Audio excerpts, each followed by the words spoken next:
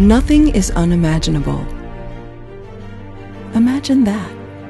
Anything is possible. Anything is likely. Change is coming, and coming fast. One question confronts every institution and every individual. Fight change? Or grab hold and enjoy the ride? I say, enjoy the ride. Enjoy yourself. It's later than you think. If you don't like change, you're going to like irrelevance even less.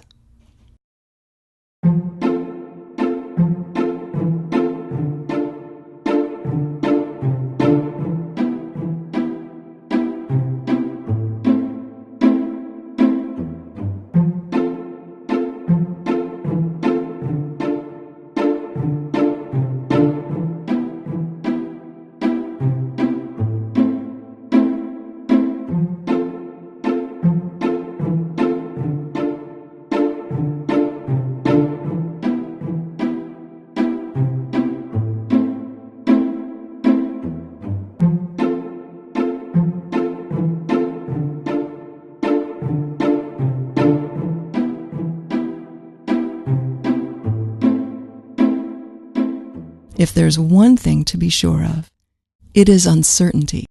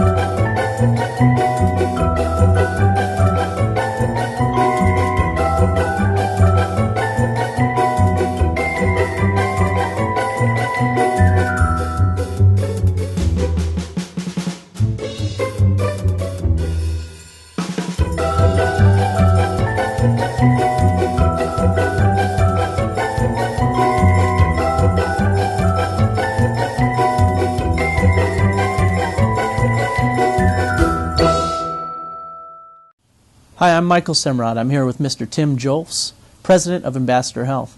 As you have just experienced, Ambassador Health deals with many issues over the course of a day.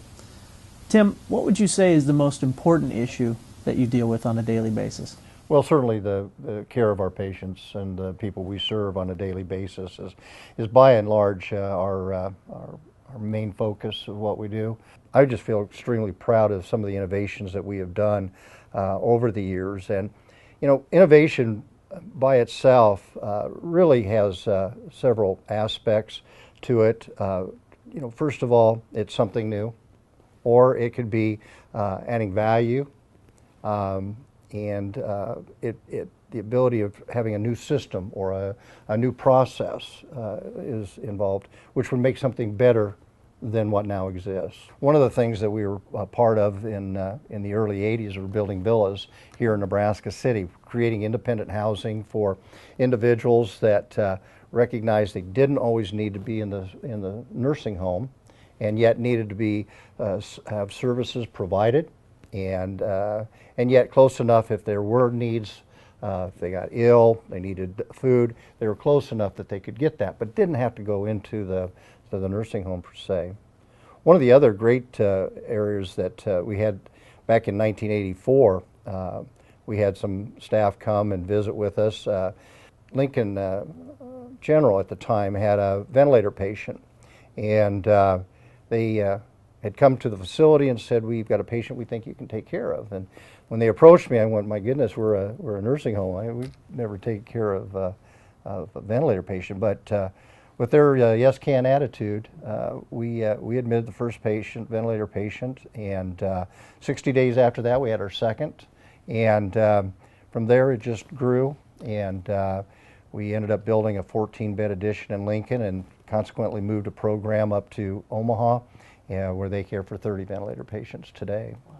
And so, you know, following with that, in 1997, we had a group of nurses who actually been visiting with some of the staff at UNMC and had some children there, and they came and visited about doing a pediatric long-term care area in our building, and so it was a little foreign for me, but I said, if you guys feel comfortable that you can provide the services and the care for those children, let's go for it. And ultimately led to a new addition in 2011, and now take care of 30 pediatric kids on a daily basis. So those are some of the types of innovations that we've had with actual programmatic design, so to speak, with our facilities. We've been working with Dan Cedor and Leadership Resources, and you who are watching the video will be meeting Dan in just a little bit at the conclusion of the video.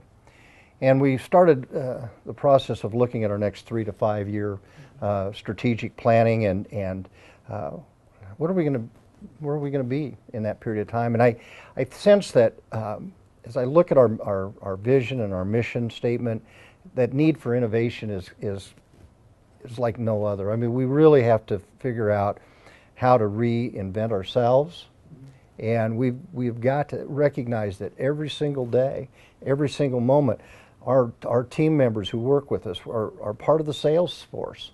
They sell every day, every moment. And so I think we've got to capture some new thinking in terms of how individuals, how our team members see themselves, and really pull off some just awesome care. And it's going to take some new innovation. It's going to take new thinking about the way that we've done the processes in the past, and what can we do to assure that quality of care. I think one of the big challenges that we really have at the end of the day is we work on a lot of things all day long. The challenges for us is, are we working on the right things, the things that make the difference? We all work and are finding our day full of responsibilities and things we've got to do. But the question is, are we working on the right thing? And I think from there, we've just got to innovate, innovate, and innovate. Thank you. Thanks, Tim.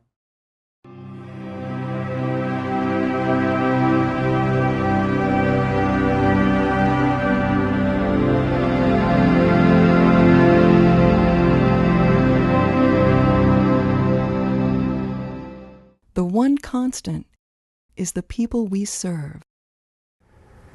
Therapy here helped me so much by giving me praise constantly, even though I may have not seen it.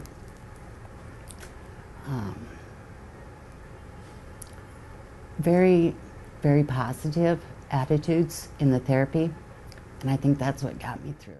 I'm grateful that he had a place to come and live that was safe and loving. Everybody here, the nurses and therapists, they all truly care for the child, and it's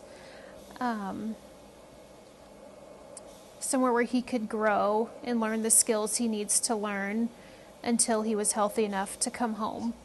I think my house is arranged pretty much like the house that I had. To me, it's the best thing that ever happened in life, really. And I hope they can still keep them, people will be interested in them.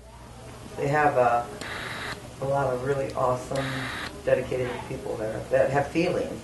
This is not a robots. They care about what happens to their people. So, and we all pride in that. I think it's got to be hard for a person to get up in the morning and walk away from their troubles and get somebody else's. I'm sure I couldn't do it. Not for long anyway. But they do, day in and day out. They do it. And it's just great that they're around. That's all. I always had my doubts that I'd get off. And one time they said I might have to go home with the trach in.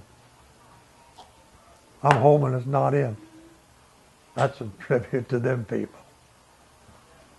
Yep, I really like them.